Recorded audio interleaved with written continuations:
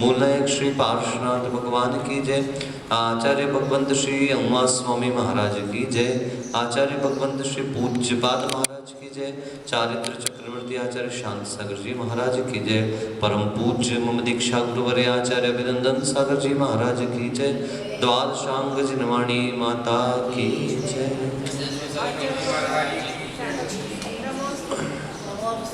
चलिए, इंद्रियानुवादेन संख्या का प्रकरण चल रहा था अपना, जिसमें अपन ने सामान्य से संख्याएं नॉर्मली पहले देख ली थी। अब विशेष से जो मार्गणाएं चल रही थी, उन मार्गणाओं में नरक गति, तिरिंज गति, मनुष्य गति और देव गति, ये ग्रंथ महाराज जी इसमें भी है। और धवला ग्रंथ की तीसरी पुस्तक जो है वो पूरा का पूरा संख्या ही है, मतलब उसमें पूरा। और ऐसा जैन आगम में स्पष्ट है भैया कि अपना प्रथम लिपिबद्ध ग्रंथ कौन सा है? षटखंडागम। मतलब षटखंडागम के सूत्र है, धवला उसकी टीका है। ठीक है, सूत्र अलग है, टीका अलग है। धवला आचार्य वीरसेन महाराज जी की लिखी हुई है। जय धवला आचार्य गुणभद्र महाराज के, आत्मानुशासन वाले जो गुणभद्र जी महाराज हैं, उन्होंने जय धवला ग्रंथ लिखा हुआ है। और धवला जो टीका है वो आचार्य जैसे वीरसेन महाराज जी की टीकाएं हैं। मूल सूत्र पुष्पदंत भूतबली महाराज जी के हैं। कभी बैठेंगे तो अपन देखेंगे, उसको बताएंगे कि जैसे सूत्र जो है वो पूरे पुष्पदंत जी भूतबली जी के, और टीका इसलिए धवला उन्होंने नहीं लिखी है, ध्यान रखना। षटखंडागम ग्रंथ पुष्पदंत भूतबली महाराज का है, तत्वासूत्र उमा स्वामी महाराज का है, और टीका है पूज्यपाद महाराज की, या फिर अकलंक देव की है, या फिर विद्यानंद जी महाराज जी की है। श्लोक वार्तिक शुद्ध सागर जी की टीका उतनी प्रचलित नहीं मानी जाती, थोड़ा सा है तो मैं भी चल रहा है इसलिए बोलना है। अष्टपावड़ की भी टीका शुद्ध सागर जी महाराज की है।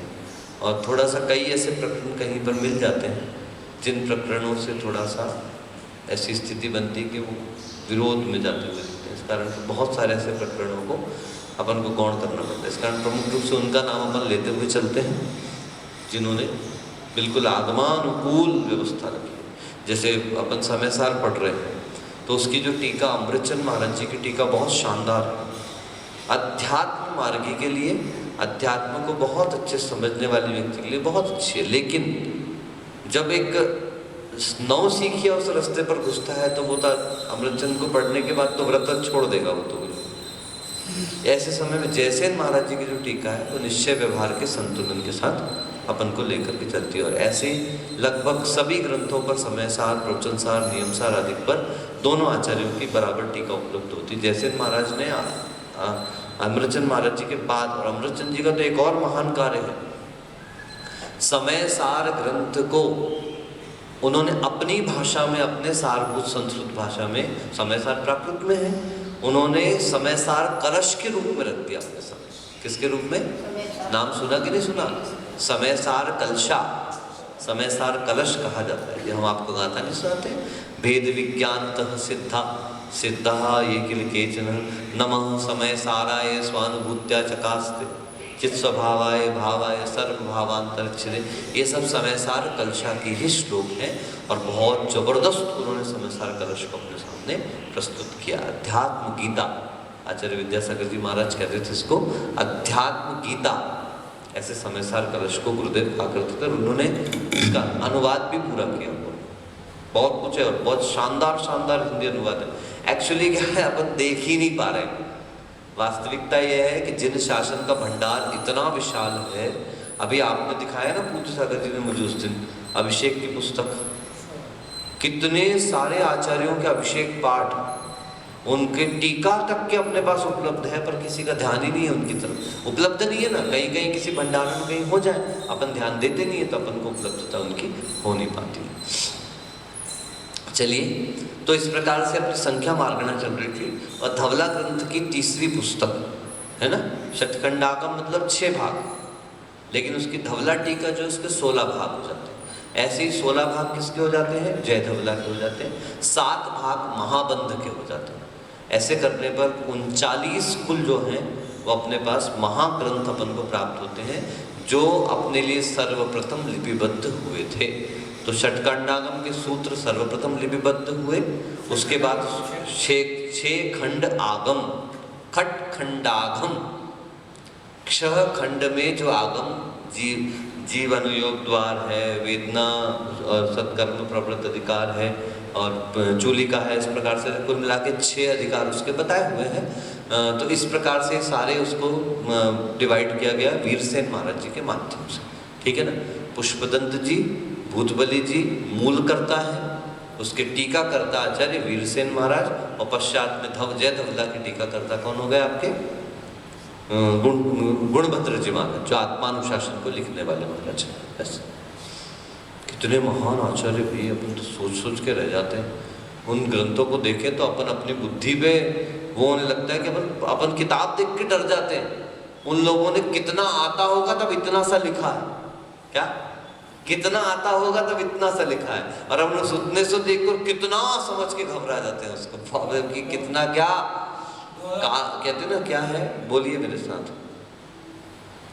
अंतो नत्थि सुदीर्णम, बोलो क्या हुआ, फिर से बोलो। शुद्ध समुद्र का अंत नहीं है, अपार है। कैसा है?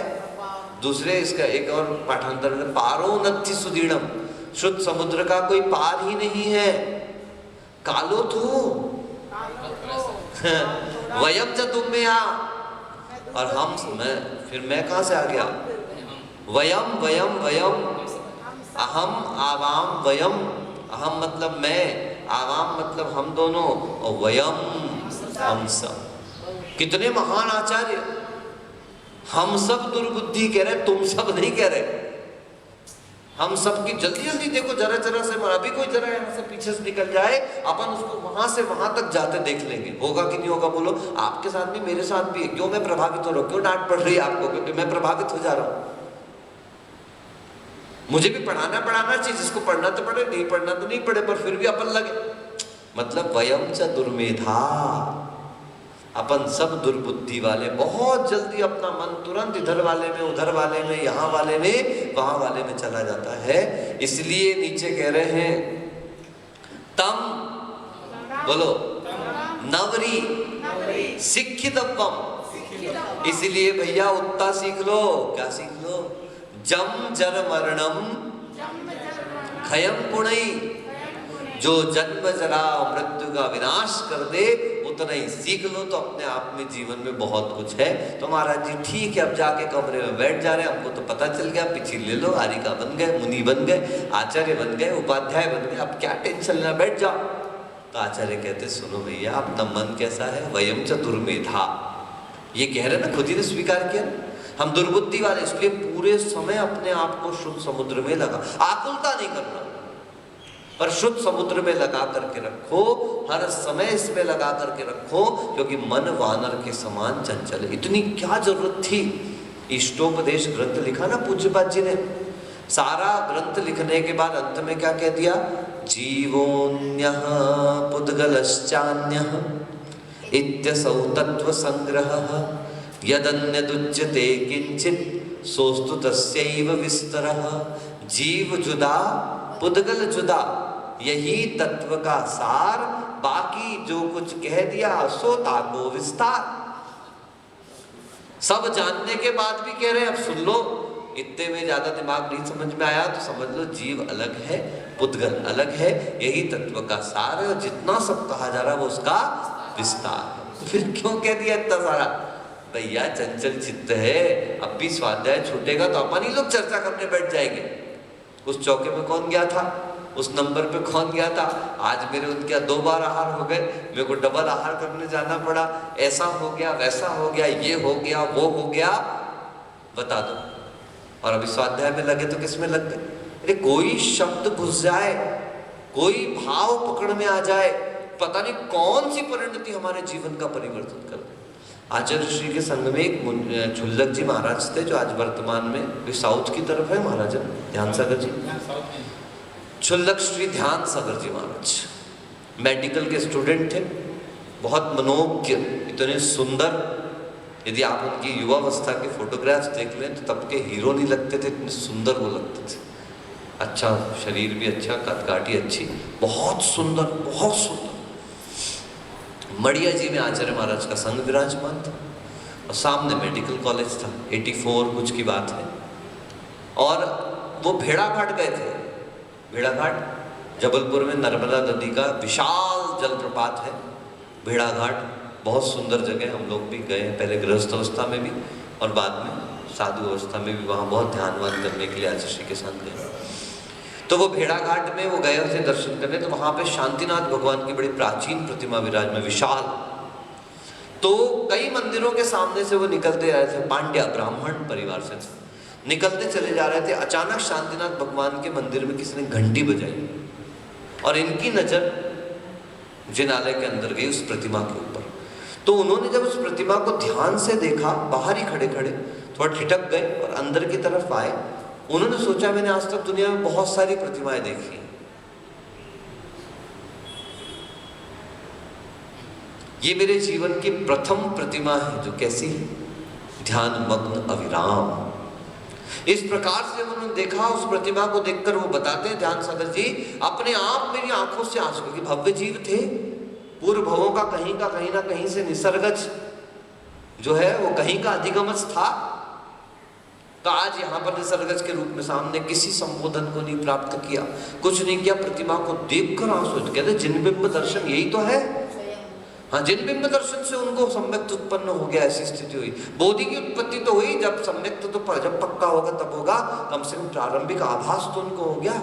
और बस वहीं से उनकी जिन तत्व के प्रति रुचि जागृत हुई। और सौभाग्य कि उनके हॉस्टल कॉलेज के सामने ही बढ़िया जी में आचार्य श्री का वर्षन, चूंकि मेधावी थे। जब अभी इतने होशियार हैं तो सोचिए कि जब 17-16 साल के रहे होंगे, 18 साल के, उस समय बुद्धि कितनी तीक्ष्ण रही होगी। बस आचार्य श्री को भी भागे, आचार्य श्री को वो भागे, उनको आचार्य श्री भागे और उन्होंने अपना मार्ग चुन लिया। काफी परेशानियां गई दीक्षा को लेकर के, लेकिन उसके बावजूद भी उस मार्ग पर चले। और आज आप सभी लोग जानते हैं शारीरिक परिस्थिति नहीं है, इसे माइग्रेन पेशेंट, तो इस कारण से मुनि दीक्षा उनके लिए बड़ी मुश्किल स्थिति है।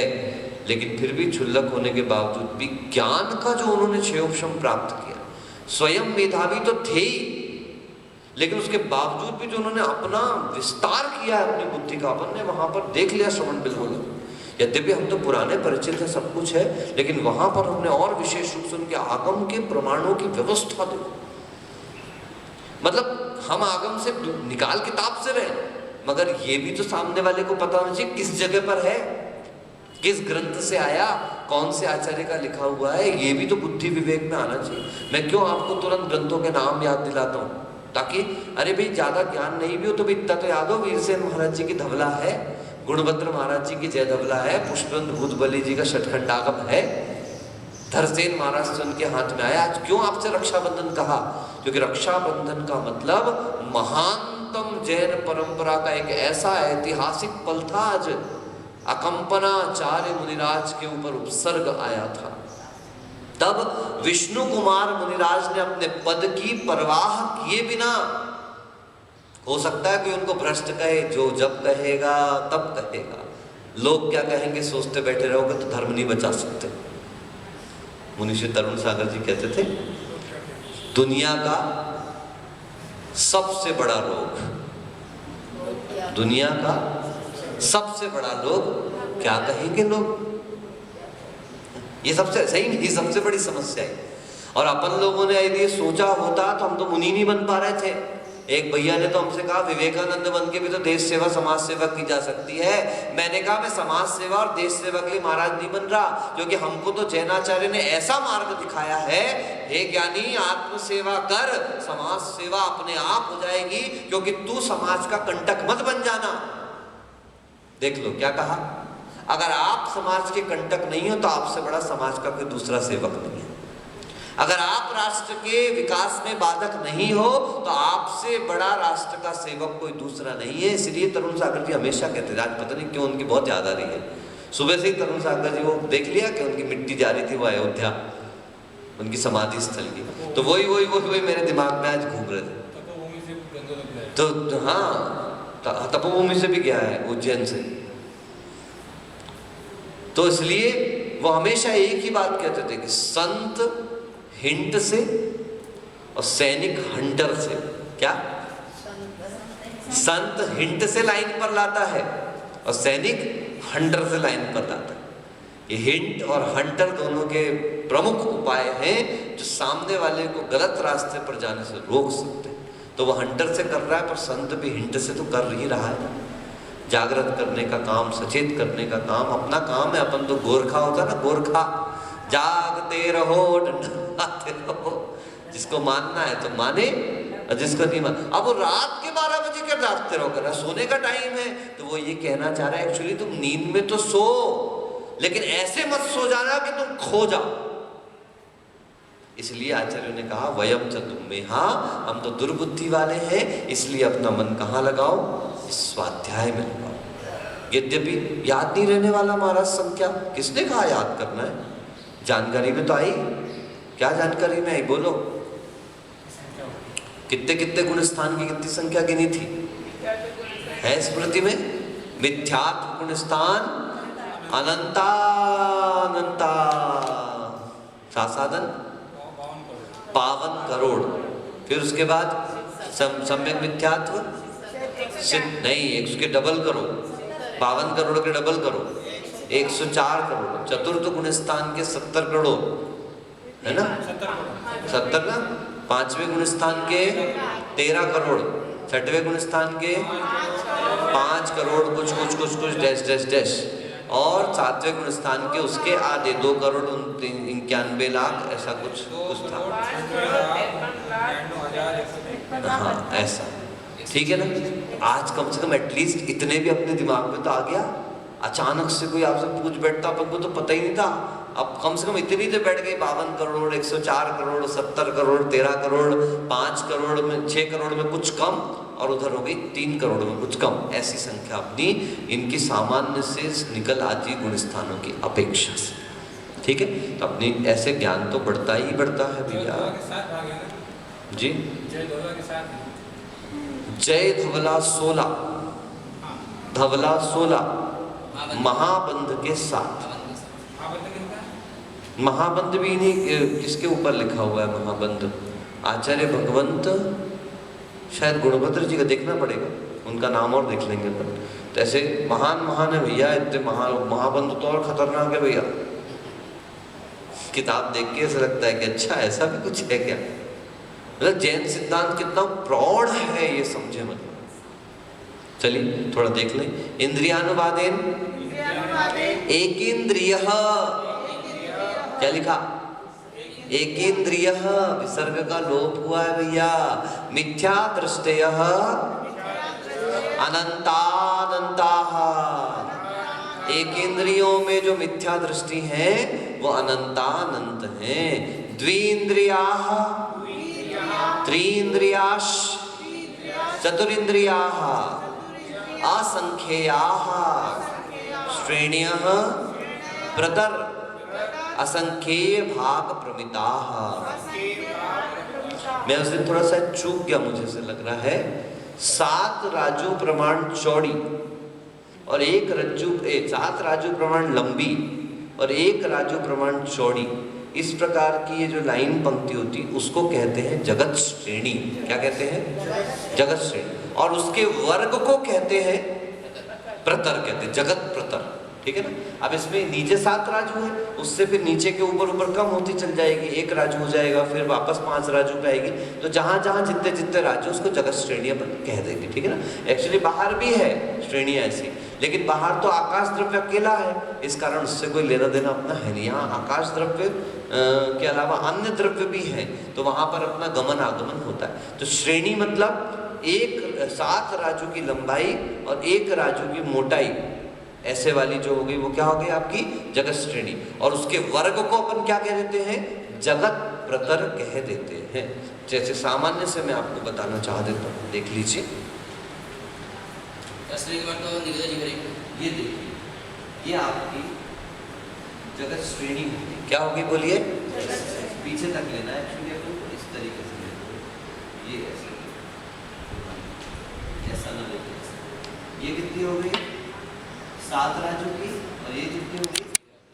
ये तो हो जब इसको आप वर्ग बना देते हो, क्या बना देते हो, वर्ग स्क्वायर ऐसे बना देते हो, तो वो क्या हो जाती है आपकी जगत प्रतर हो जाता है। उसमें तो हम लोग ऐसी ऐसी पट्टियां लेंगे, ठीक है ना, इस तरीके की ऐसी पट्टियां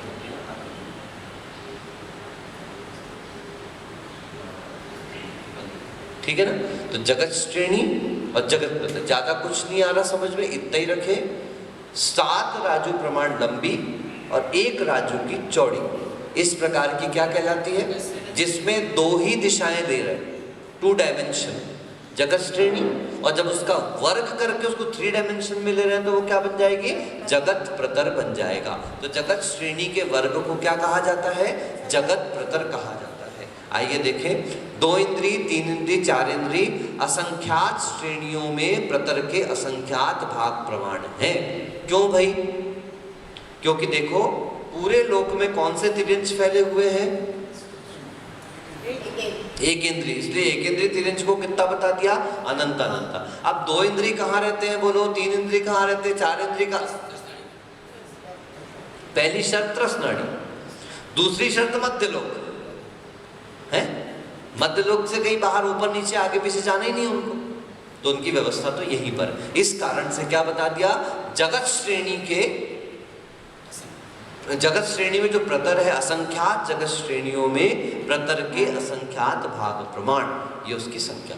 पंचेंद्रियेषु मिथ्या दृष्टयः असंख्येयाः श्रेण्यः प्रतर असंख्य भाग प्रमिता, ये इनके भी ऐसे बन जाएंगे। मिथ्या दृष्टि जो पंचेंद्रियों में है, असंख्यात श्रेणियों के प्रतर के असंख्यात भाग प्रमाण है। सासादन सम्यक दृष्टादयः अयोग केवलियंताः सामान्योक्त संख्याः। बोलो सीधे सीधे फटाफट सामान्य बोलते साथ निकल आना चाहिए। दूसरे गुण स्थान की 52 करोड़, तीसरे गुण स्थान की 104 करोड़, चौथे गुण स्थान की 70 करोड़, पांचवें गुण स्थान की 13 करोड़, छठवें गुण स्थान की 5 करोड़ 93 लाख, ऐसा जो कुछ भी है वो मेरे को याद नहीं हो रहा। 5 इतना ध्यान है, 6 करोड़ में 7 लाख कम, ठीक है ना, 7 करोड़ हाँ 7 लाख कम। और 7वें गुण स्थान में उसकी आदि, ठीक है ना। फिर 8वें गुण स्थान में प्रवेश की अपेक्षा से 1 2 3 उत्कृष्ट से 54, और छक्कों में भी इसी प्रकार से 1 2 3, और अपने काल की अपेक्षा से देखा जाए तो 108 की संख्या, और स्वकाल की अपेक्षा से देखें तो सभी संख्यात हो जाएंगे। सहयोग केवली भी प्रवेश की अपेक्षा से 1 2 3, उत्कृष्ट से 108 की संख्या, और यदि अपने काल के हिसाब से गिन लिया जाए तो सहस्त्र यानी लाख हो गया, 3 लाख से 9 लाख के बीच में लक्ष्य पृथक्त्व कह देना चाहिए। इतनी संख्या सामान्य से हर जगह ध्यान रखें, जब भी कहे सामान्य युक्त संख्या तो ये तुरंत अपने मुख पे आ जाए, ताकि अपने को बार बार कहने से स्मृति। 8वें गुण स्थान में प्रवेश की अपेक्षा से 1 2 3, प्रवेश की अपेक्षा से 1 2 3,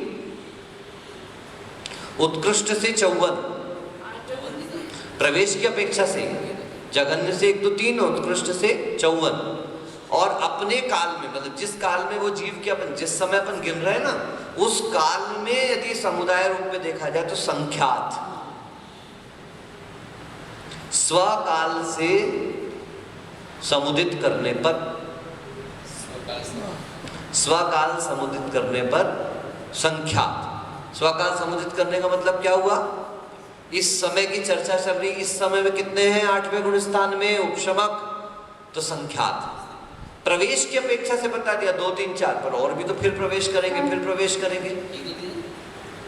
प्रवेश की अपेक्षा से 1 2 3, ठीक है, वो ये जघन्य संख्या हुई, उत्कृष्ट 54, और अपने काल के हिसाब से समुदित करके निकालेंगे तो कितनी निकली 54, ठीक है। ये हो गई आपकी संख्या, ये हो गई उपशमकों की संख्या। 8वें 9वें 10वें 11वें क्या उपशमक, 8 9 10 11, चतवारा उपशमका, चारों उपशमक 8 9 10 और 11, और चारों छपक किसकी डबल कर दो, 8 9 से 10 8 से होगा ना, इधर छपक के गुण स्थान, उधर उपशमक के गुण स्थान, तो 8वें से लेके 12वें तक 8 9 10 और 12 छपक, इनके प्रवेश की अपेक्षा से सेम हाँ, उत्कृष्ट हो जाएंगे 108, 108। ठीक है। और बाकी संख्यात, स्वकालीन समुदाय तो संख्या था, संख्या अपने काल की अपेक्षा से समुदाय रूप में देखने पर संख्यात, ठीक है। चारों छपक के समान ही अयोग केवली का भी लगा देना, छपक का अयोग केवली का समान, हाँ बस लिख दो ना, अयोग केवली का भी ऐसा ही सेम।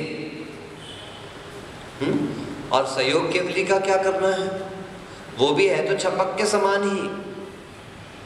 सहयोग केवली का भी छपक प्रवेश की अपेक्षा से सहयोग केवली सब समान में है, लेकिन स्वकाल समुदित अगर देखते हैं तो लाख पृथक्त्व कितनी हो गई, इसमें शत सहस्त्र लिखा है ना, शत सहस्त्र का मतलब क्या हुआ, 100 में 1000 का गुणा करोगे तो कितना आ जाएगा, 1 लाख आ जाएगा। लाख पृथक्त्व का मतलब क्या हुआ, बोलो अनुकरण, लाख पृथक्त्व। कॉपी में कितनी बार बोर्ड भी मारा होगा, उस दिन लिखाया था तो। अब बोलो, 3 से ऊपर और 9 से नीचे की जो बीच की संख्या है, गलत बोलो। 3 लाख से 9 लाख के बीच की संख्या। अभी अपन लक्ष्य पृथक्त्व पूछा था आपसे, मैंने पृथक्त्व नहीं पूछा। आपने पृथक्त्व का आंसर सही बताया कि 3 से ऊपर 9 से नीचे, पर मैंने क्या पूछा, लक्ष्य पृथक्त्व। इसका मतलब 3 लाख से ऊपर और 9 लाख से नीचे, ठीक है। आई बात समझ में, आपसे जैसा प्रश्न पूछा जाए वैसा जवाब। यथा प्रश्न तथोत्तराः, सही है ना। क्या सहयोग केवली का लाख पृथक्त्व समुदाय के लिए का प्रवेश तो वही है, जैसा अयोग केवली का वैसा सहयोग केवली का प्रवेश तो ऊपर जैसा ही, छपकों जैसा ही, छपक का जैसा प्रवेश वैसा ही, ठीक है। 108 अच्छा है, दूसरों को पढ़ाने में अपना भी अच्छा हो जाता है ठीक है। चलिए, क्या हुआ भाई सूरजमती जी, पृथक्त्व मतलब वही वही महाराज जी, वही 3 से ज़्यादा 9 से कम। बोलिए चैतमती माता जी, सहस्त्र पृथक्त्व का मतलब, 3 लाख से सहस्त्र 3000 से ऊपर और 9000 के, ठीक है। बोलिए सुशांतमती जी, शत पृथक्त्व, शत पृथक्त्व, शत मतलब कितना, पहले वो लगा लो, शत मतलब, हाँ तो लगाओ, शत पृथक्त्व क्या हुआ, 100 से ऊपर 100 से नहीं, 300 से ऊपर 900 से नीचे। पहले कहते जितनी भी संख्या आगे हो उसमें 3 और 9 के बीच में करना है, ठीक है ना। आप बताइए, कोटि पृथक्त्व आपका हो गया, अरुणचरण सागर जी। 3 करोड़ से 9 करोड़ के बीच है, 3 करोड़ से 9 करोड़ के बीच। Very good. बोलिए भैया, कोड़ा कोड़ी पृथक्त्व, बस कोड़ा कोड़ी में लगाओ, आगे क्या लगाना है, बस 3 कोड़ा कोड़ी से ऊपर 9 कोड़ा कोड़ी के नीचे, इतना सिंपल हिसाब किताब, बस 3 से ऊपर 9 से नीचे। बोलिए 3 से ऊपर 9 से नीचे। कितनी रोटी खा के आए, बोल दो पृथक्त्व, बोल दो पृथक्त्व, बस 3 से ऊपर। महाराज जी 1 रोटी तो कोई नहीं खा के आता, कितना भी बीमार आदमी, 1 रोटी तो खबर ही नहीं पड़ती महाराज आहार में। कहने में आता है 1 ही रोटी खाई थी, 1 रोटी खबर ही नहीं पड़ती महाराज। 4 रोटी के बाद तो अपन को पता चलता अपने आहार चालू हुए हैं।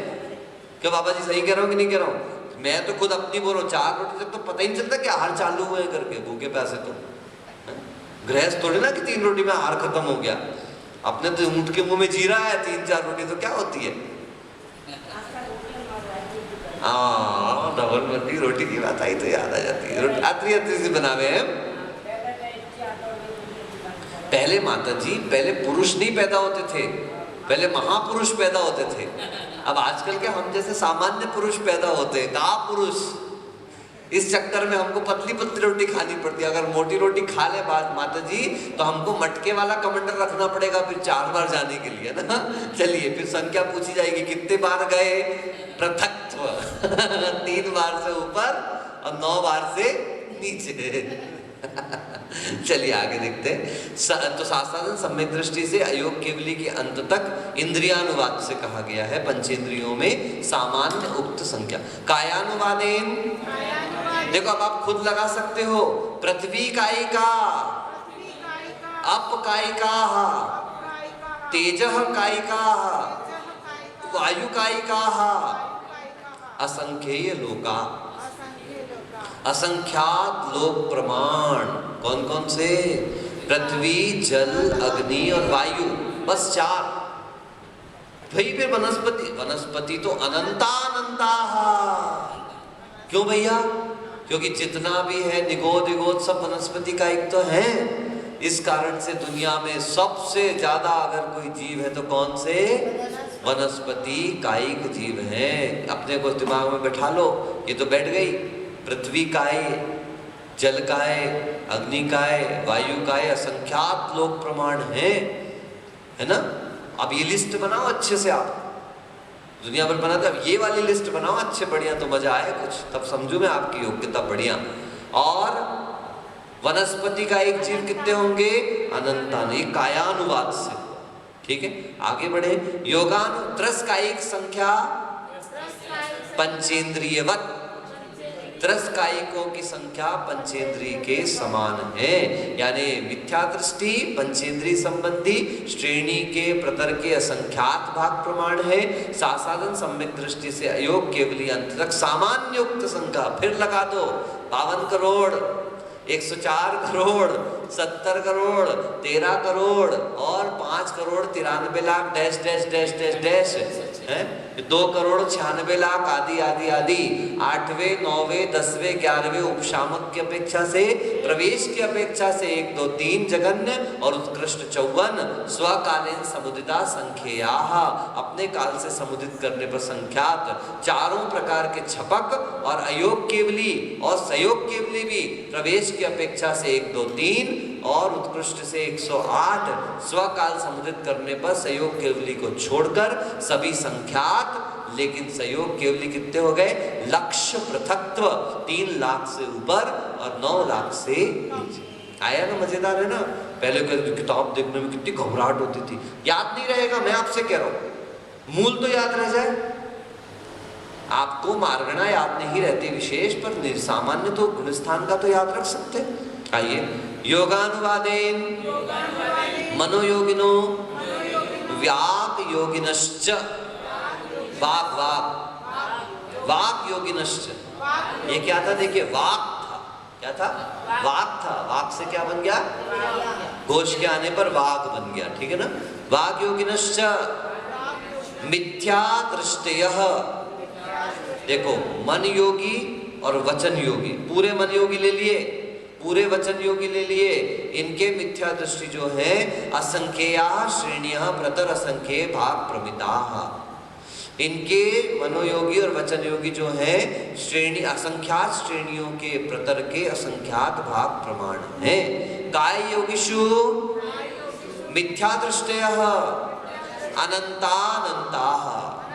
क्यों भैया? क्योंकि अकेले काय योगी एकेंद्रीय होते हैं, है ना। सबसे ज्यादा दुनिया में कौन है? सामान्य से मार्गणा लगाएंगे तो अलग अलग हो जाएगा, इसलिए एकेंद्रीय सबसे ज्यादा है। तो योग से काय योग वाले यहाँ पे लिए, तो काय योग सबसे ज्यादा किस में होगा?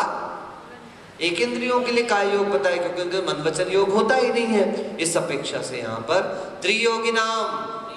अब देखो, अपन लोग हो गए त्रियोगी वाले, जिनके तीनों योग पाए जाते हैं। त्रियोगी नाम सासादन सम्यक दृष्टियादयः संयता संयतान्ताः।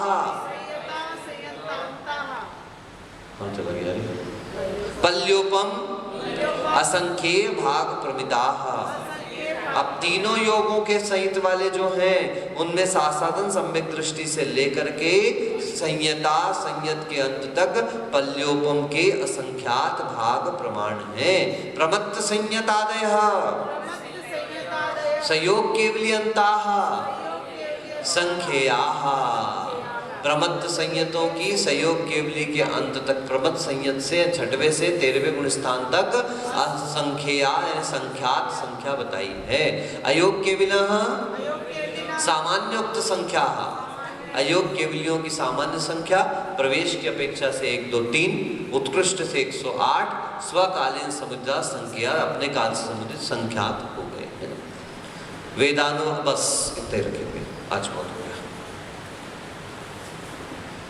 अच्छा है, बढ़िया। देखो मन योगियों में और वचन योगियों में मिथ्या दृष्टि क्यों ले लिए? क्योंकि 2 इंद्री, 3 इंद्री, 4 इंद्री और संगी पंचेंद्री, इनके मन योग और वचन योग। अकेला काय योग लिया तो 1 इंद्री संबंधी जोड़ लो, देखना एक सा मिलेगा बिल्कुल आपको। और जहाँ त्रियोगी नाम लिखा वहाँ पंचेंद्री जीव संबंधी मिल जाएगा आपको। ये थोड़ा सा आगे पीछे भी मिलाएंगे तो बहुत अच्छा क्लियर हो जाएगा। नमोस्तुते स्वाध्याय निष्ठापन शुद्ध भक्ति कायो श्री।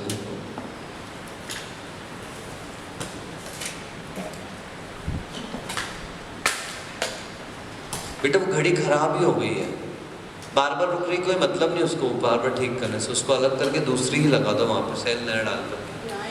कोटि शतम द्वादश चैव कोट्यो लक्षाण्य शीतिस्त्रधिकानि चैव पंचाशदष्टो सहस्र संख्या मेत श्रुतम पंचपदम नमामि अर्हंत भासीयत्थम गणहर देवी गंत्यम सम्मम पड़मामि भक्तियुक्तो सुद्राण मोहविम सिरसा क्षायमन्ते सुदबत्ति काउसको साचु मंगोवंग पैन्य पावने परिम सुत पड़मामि उपपगे चूलिया चेव सुतते द्विदम कायन से अनिचकाल मंचीम पूजिम वंदामि नमसामि दुःखकौ कमखौ गोहिलाव सुगे गमनम समाहि मरणम जिन गुण संपत्ति हुदमच्चम नमोस्तु यदर्थ मात्रा पदवाक्यहीनम मया प्रमादाद दिकिंचनोक्तम तन्मे क्षमित्वा विदधातु देवी सरस्वती केवल बोधलब्धिम बोधि समाधि परिणाम शुद्धि स्वात्मोपलब्धि शिव सौख्य सिद्धि चिंतामणिम चिंतित वस्तुदाने त्वां बंदमानस्य ममा सुदेवी द्वादशांग जिन्वाणी माता की जय।